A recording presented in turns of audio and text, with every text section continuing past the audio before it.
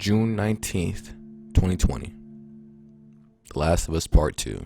It'll be a day of wondrous smiles for some and rolling eyes for others. Name's Omni, and this decision is among a large margin of those that have taken a stand against the game due to the leaks. But before you guys go ahead and smash that dislike button, let me elaborate why I'm buying The Last of Us Part 2.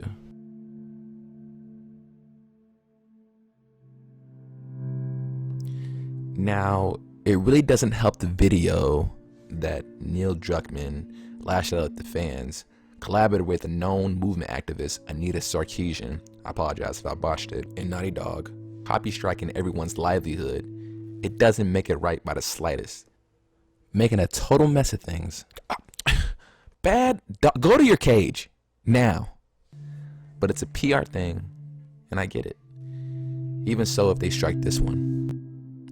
And I think that's because there's still a game. There's something for us to hold on to, something for us to play and enjoy. I understand you guys think the whole game is ruined, as rightfully as you should feel, but I think it's more there than just the woke ideologies. I think Naughty Dog will show some level of characteristic development, character relationship, environmental relationship, and the little nuances that corresponds with part 1 and likely throughout the game. What the game is really known for.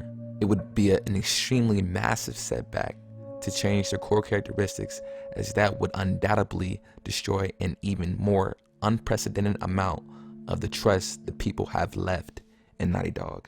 What I mean by core characteristics, I mean the characters themselves and in relation to each other and deceased side characters. Characteristics like the trials and tribulations that made Joel and Ellie likable as characters, keeping what would make sense to not what is happening to them, but the responses to what is happening to them in relation to part 1.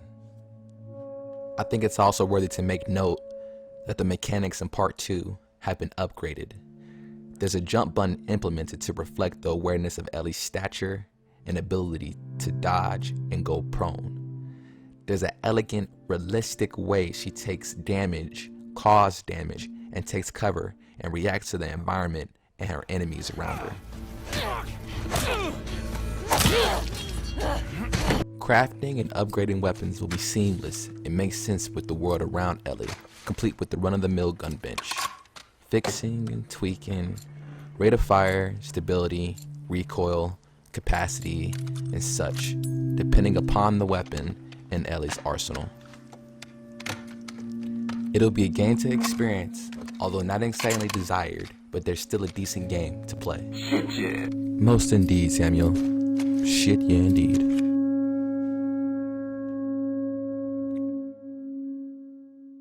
Correct me if I'm wrong, but in the past decade, I haven't seen Naughty Dog make a bad game in terms of public opinion, creating beloved worlds like Crash Bandicoot, Jak and Daxter, and the Uncharted series.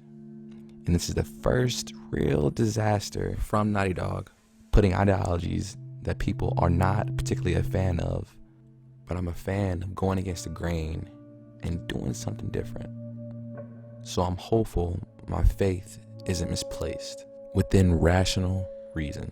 I'm not too impressed by the woke ideologies, but I'm not against them in any way, as long as it makes sense, weaving a web of intrigue in the game of some kind.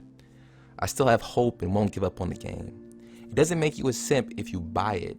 Vice versa, it doesn't make you support the agenda if you do buy it. It's just a decent game with certain story elements and mechanics you like to play. Personally speaking, I think you guys should try it. And if you're really on the fence about it, wait for the play reviews and not the critic reviews, as they are the most trusted. As I've heard that Naughty Dog has paid for fake 5-star reviews. Now, I don't really know if that's actually true, but I have a good source here, and I'll link it in my description down below. You can guys really see it for yourself. It's really up to you.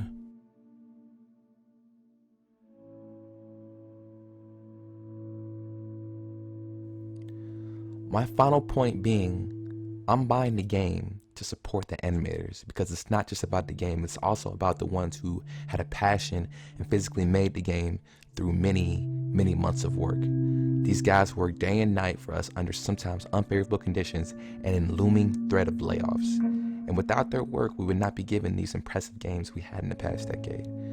I really don't want to see their talent go elsewhere, because I still have hope in the company and I still have hope in this game. I'm going to play it. I think Naughty Dog has understood the predicament they put themselves in, and I think they'll go forward and learn from these mistakes.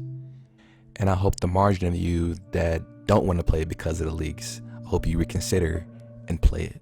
I appreciate you guys sticking with me to the end of this video. I would really love to hear you guys' thoughts. Please leave a like, dislike, subscribe. Tell me why you liked it. Tell me why you didn't like it. It's open for discussion here. I appreciate you guys watching. Thank you.